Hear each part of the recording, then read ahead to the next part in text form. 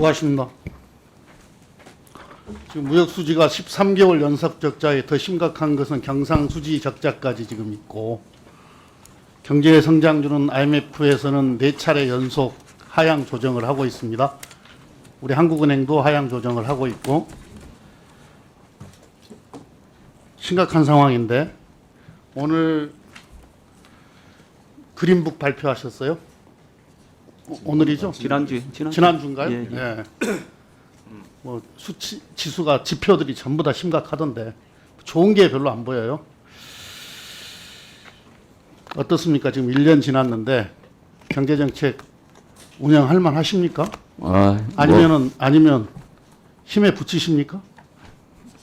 힘에 붙이고 안 붙이고의 문제가 아닌 것 같습니다. 예, 열심히 해서 이 난국을 타게 해야죠. 그렇죠. 근데 아니 정부는 열심히 하는 걸로 되는 게 아니잖아요. 잘해야죠. 잘해야 되잖아요. 예, 예. 위기가 오면 극복해야 되고. 예, 그게 실력이고. 예. 1년이 1년이 지났어요. 근데 아까 우리 홍영표 의원님도 말씀하시고 다른 의원님들도 말씀하시던데 지난번에도 어디 인터뷰에 그렇게 하시고 이번에 미국 가서도 계속 전 정권 탓을 하셔요. 지금의 경제 위기를.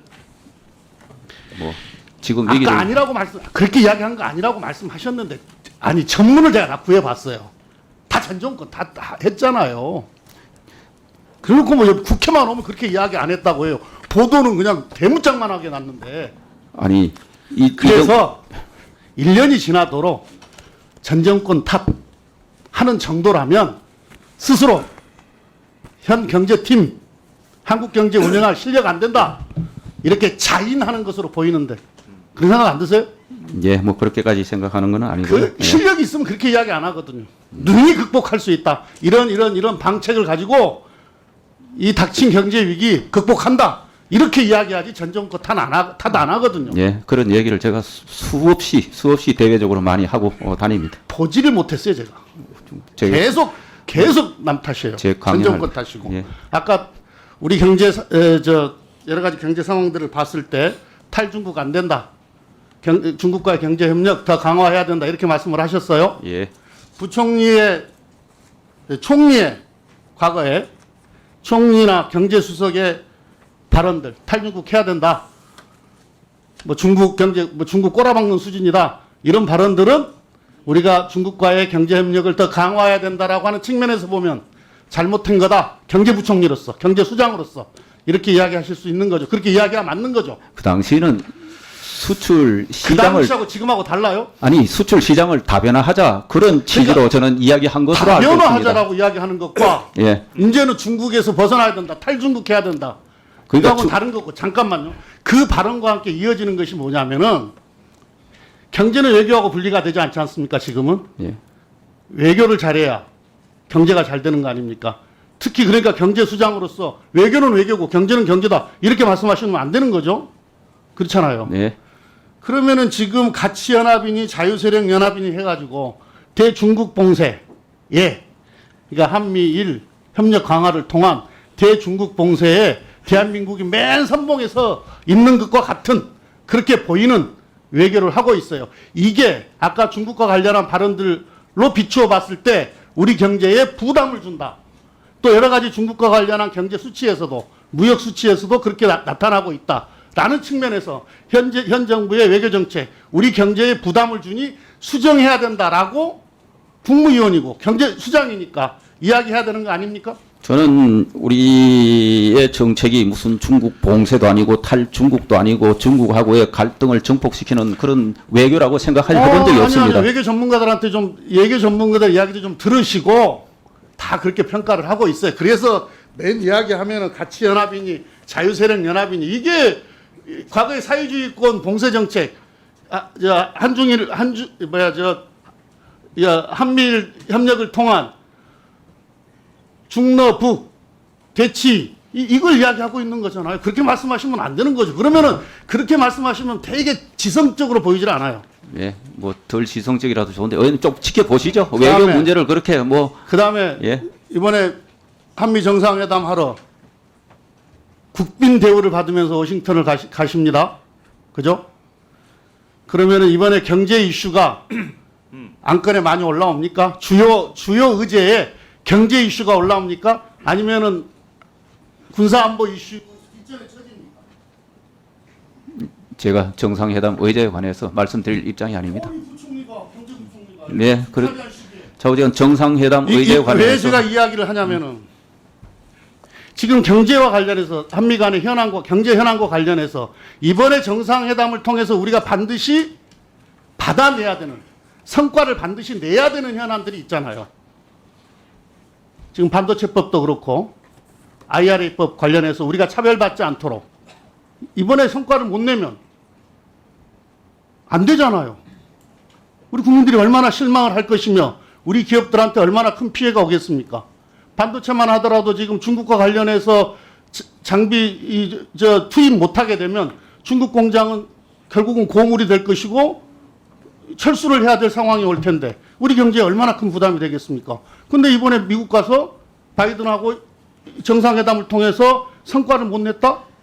이러면 안 되는 거죠. 그럼 부총리로서 반드시 성과를 내야 된다고 울부짖어야 되는 거 아닙니까? 성과 냅니까? 예, 잘 성과 냅니까?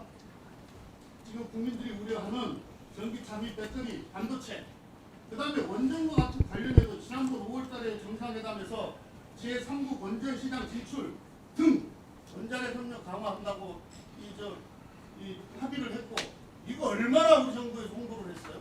성과라고?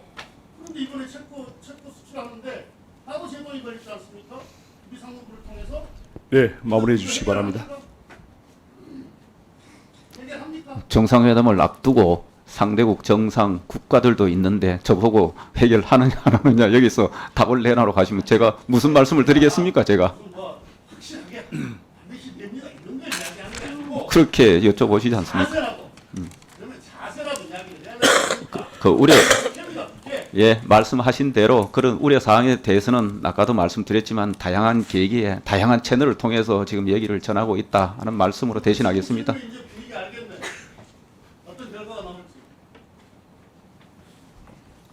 네. 네, 수고하셨습니다. 자꾸 전 정부 이야기를 하셔서 여당 의원님들도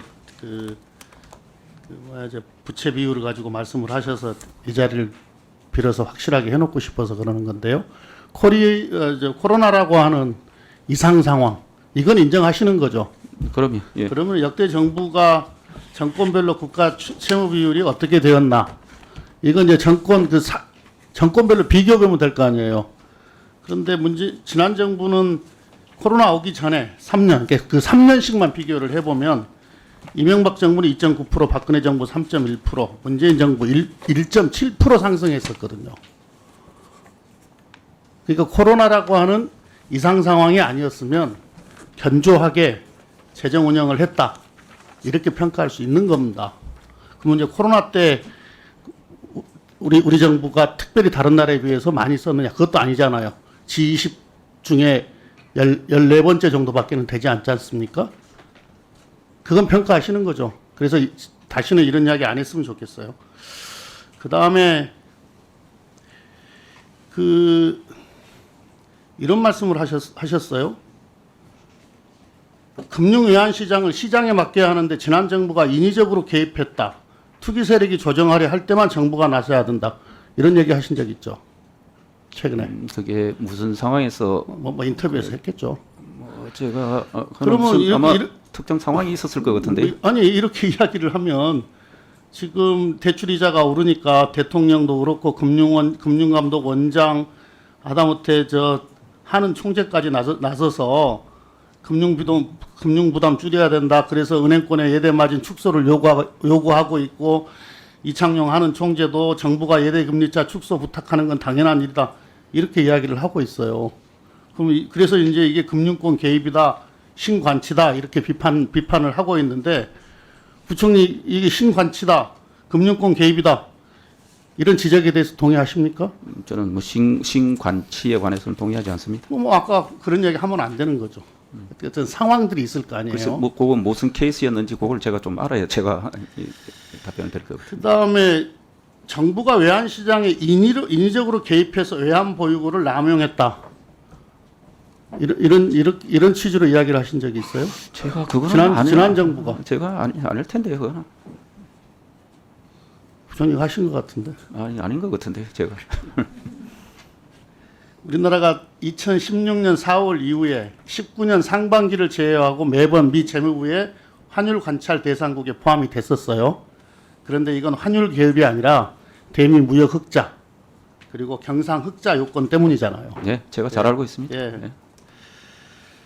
외환 당국이 순거래 내역을 공개한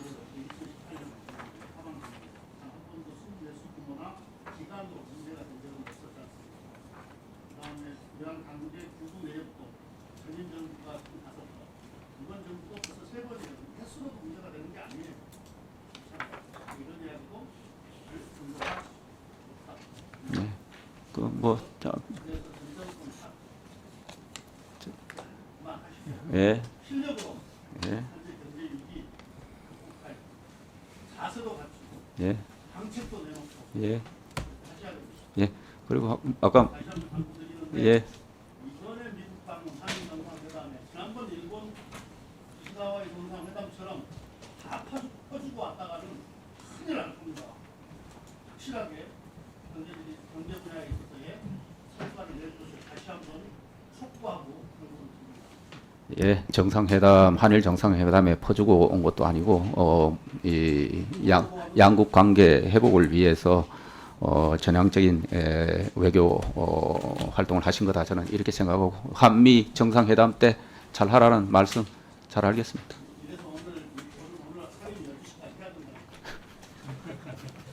아까 제가 지금 추가 질의를 할 때 뭐 어디서 이야기했는지 모르겠다 뭐 이렇게 말씀하셨어요. 네.